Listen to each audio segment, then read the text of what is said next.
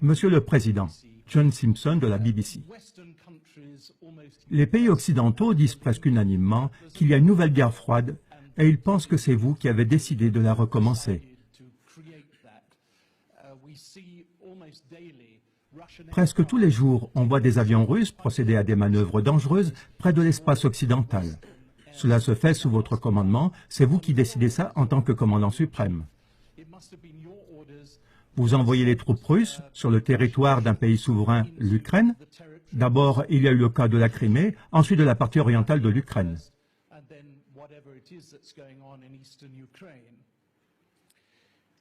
Maintenant, vous avez un certain problème avec le cours du rouble. Vous allez avoir besoin de l'aide, de la compréhension et du soutien d'autres pays, et notamment des pays occidentaux. Est-ce que vous allez profiter de cette occasion pour dire à l'Occident, si je puis me permettre de poser cette question, que vous ne souhaitez pas une nouvelle guerre froide et que vous allez maintenant faire tout votre possible pour résoudre le problème en Ukraine? Merci.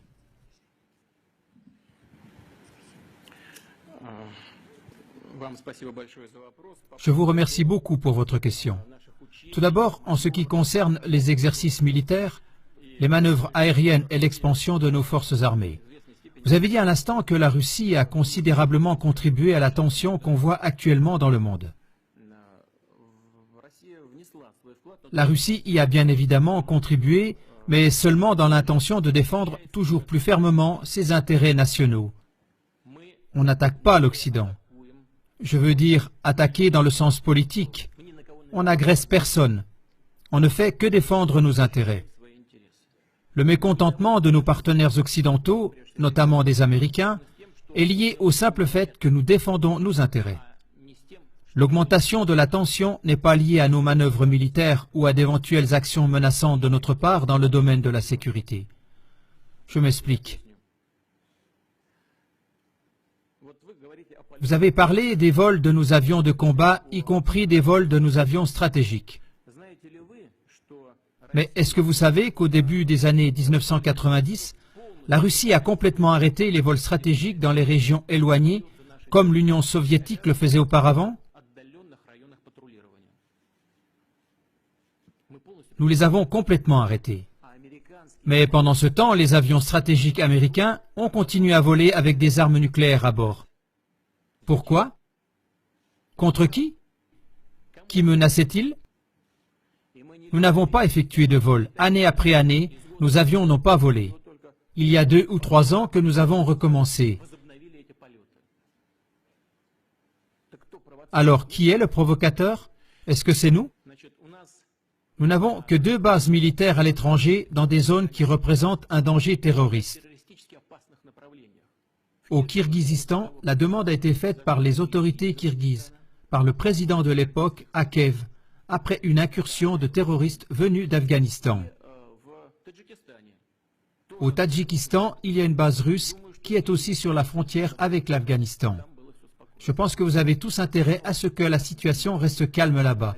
La plantation de bases là-bas est bien fondée, compréhensible et adéquate.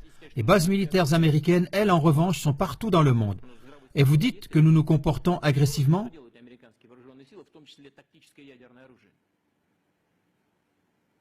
Le bon sens, il est où? Que font les forces américaines en Europe avec leurs armes nucléaires pré-stratégiques? Qu'est-ce qu'elles font là-bas? Écoutez, le budget de la défense russe pour l'année prochaine a augmenté. L'équivalent en dollars, pour ne pas dire une bêtise, c'est à peu près 50 milliards de dollars.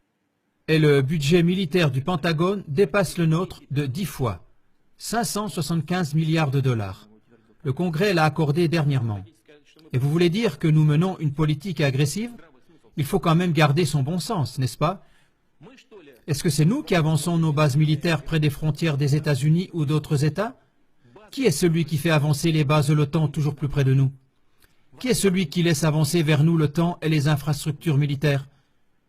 Ce n'est pas nous. Quelqu'un nous écoute-t-il à ce sujet? Y a-t-il un dialogue qui a lieu avec nous? Non, ce n'est pas du tout le cas. On nous dit toujours la même chose. Ce n'est pas votre affaire. Chaque pays a le droit de choisir sa méthode pour garantir sa sécurité. Alors bon, nous allons donc faire la même chose. Pourquoi on nous interdit ça? Et j'en ai déjà parlé. Qui a résilié unilatéralement le traité du système de défense antimissile, qui était sans aucun doute à l'époque une des pierres angulaires des plus importantes dans tout le système de sécurité international? Est-ce que c'est nous? Non, ça a été fait par les États-Unis de façon unilatérale. Les USA nous menacent. Ils déploient ces éléments de la défense antimissile non seulement en Alaska, mais aussi ici en Europe, en Roumanie, en Pologne, tout près de nos frontières. Et vous voulez dire que nous menons une politique agressive? La question de savoir si nous voulons des relations sur un pied d'égalité avec l'Occident? Oui, bien sûr, mais seulement à condition que nos intérêts nationaux soient respectés, aussi bien dans le domaine de la sécurité que dans le domaine de l'économie. Pendant environ 19 ans, nous avons négocié l'entrée de la Russie à l'OMC. Nous avons dû faire énormément de concessions pour cela. Et tout le temps, on a pensé qu'il s'agissait d'accords vraiment solides, inébranlables. Je ne veux pas dire qui a tort ou qui a raison dans ce conflit ukrainien. Je pense que c'est notre position qui est la bonne. Mais laissons ça de côté. J'en ai parlé déjà plusieurs fois et je pense que nos partenaires occidentaux ont tort en ce qui concerne la crise ukrainienne. Donc nous avons adhéré à l'OMC. Là, il y a des règles commerciales solides. Ces règles ont été violées. Les règles du droit international ont été violées et les règles de la Charte des Nations Unies ont été violées lorsque des sanctions économiques illégitimes et unilatérales ont été infligées à la Russie. Est-ce de nouveau nous qui avons tort? Nous voulons entretenir des relations tout à fait normales avec l'Occident dans le domaine de la sécurité, dans la lutte contre le terrorisme, dans le domaine de la non-prolifération des armes nucléaires. Nous voulons collaborer dans le domaine de la lutte contre la drogue, contre le crime organisé et pour la prévention des maladies infectieuses, y compris le virus Ebola. Tout cela, nous allons le faire ensemble, y compris dans le domaine économique, si nos partenaires occidentaux veulent bien.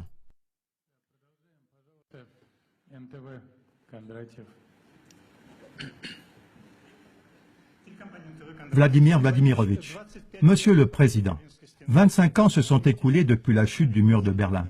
Vous avez vous-même été témoin de cet événement quand vous travailliez à l'époque en RDA. Depuis, on a beaucoup fait, peut-être pas ce que nous avions espéré initialement. Il y avait beaucoup d'espoir, mais quand même, il y a eu des progrès. Grâce à votre persévérance, on était tout près de supprimer l'obligation de visa avec l'Union européenne.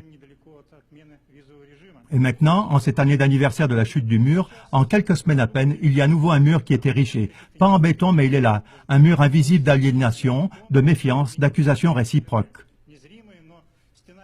Et où pensez-vous que ce refroidissement va nous conduire?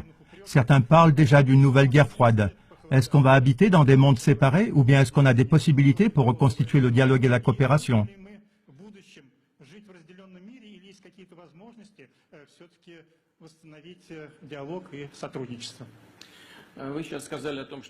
Vous avez parlé de la chute du mur de Berlin et actuellement on voit que de nouveaux murs sont en construction. Donc je réponds à cette question et j'espère que sur ce sujet vous serez d'accord avec moi. Ce n'est pas d'aujourd'hui que nous voyons la construction de murs.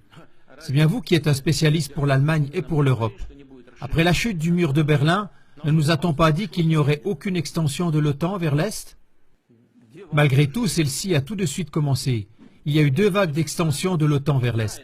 Et cela, n'est-ce pas un mur? Oui, ce n'est pas un mur matériel et réel, mais c'est plutôt un mur virtuel et invisible. Mais on a commencé à ériger ce mur. Et le système de défense américain antimissile en Europe le long de nos frontières, n'est-ce pas un mur également? Comprenez, personne n'a stoppé cela. Et c'est cela le problème principal des relations internationales d'aujourd'hui. Nos partenaires n'ont pas freiné. Ils ont décidé qu'ils étaient les vainqueurs, qu'ils constituaient l'empire et que les autres étaient les vassaux qu'il s'agit de descendre. Et c'est ça le problème. Ils n'ont pas arrêté de continuer partout la construction de ce mur, en dépit de toutes les tentatives et de tous les gestes de notre part pour travailler en commun, sans qu'il y ait des lignes de division en Europe et partout dans le monde. Je pense que notre position intangible par rapport aux différentes situations dans le monde, également en Ukraine, devrait faire comprendre à nos partenaires occidentaux que le meilleur chemin et le plus juste, c'est d'arrêter de continuer à construire de nouveaux murs et de commencer à construire une zone commune humanitaire, de construire une zone commune de sécurité et d'économie.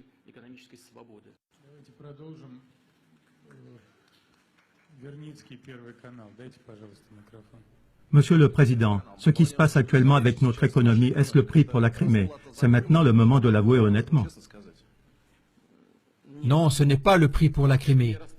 C'est le prix pour notre désir naturel de pouvoir subsister en tant que nation, en tant que civilisation, en tant qu'État.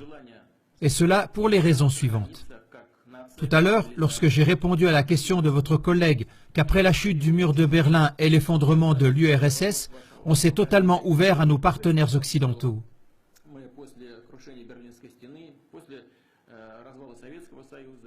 Et qu'est-ce qu'on a pu voir ensuite? Le soutien direct et total du terrorisme dans le Caucase du Nord, c'était de l'aide en direct. Comprenez-vous? C'est ainsi qu'agissent les partenaires?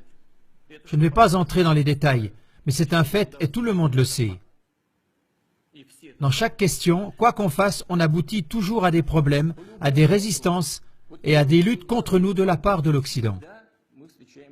Rappelons-nous les Jeux Olympiques de 2014 à Sotchi. De quelle manière notre pays s'est préparé pour cet événement, avec quel enthousiasme et quelle joie nous l'avons fait? Avec ces Jeux Olympiques, nous avons voulu organiser une fête non seulement pour nous, mais aussi pour les amis du sport du monde entier.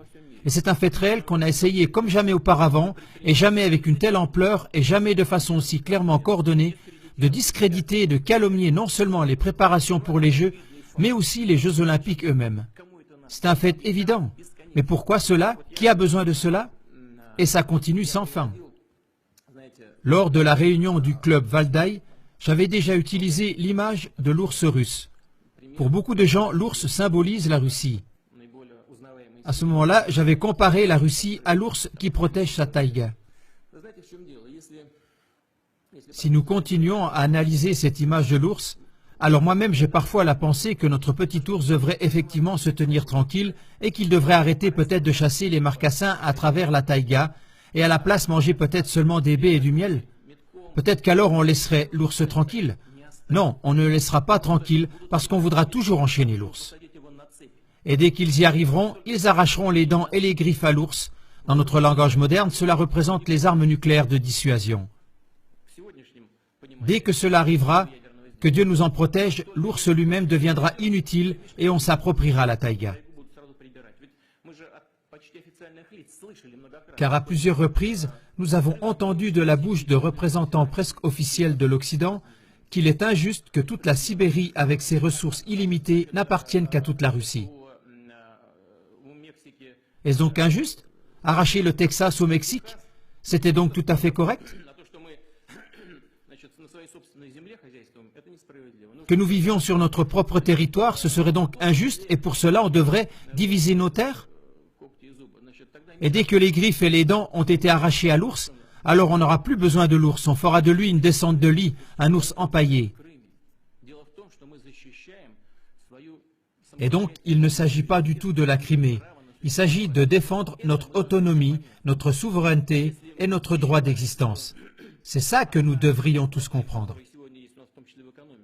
Si nous partons du fait qu'à peu près 25% de la situation de notre problème économique actuel est causée par les sanctions occidentales, et c'est ainsi, ces sanctions sont de 25 et 30% responsables de la situation actuelle. Nous devons comprendre cela et décider si nous voulons nous maintenir et combattre, et ce faisant, nous améliorons notre structure économique en utilisant les sanctions comme tremplin. Et ainsi, nous deviendrons plus indépendants, renouvelés par ces temps difficiles. Ou alors, voulons-nous que notre peau d'ours soit accrochée au mur? Voilà le choix devant lequel nous nous trouvons.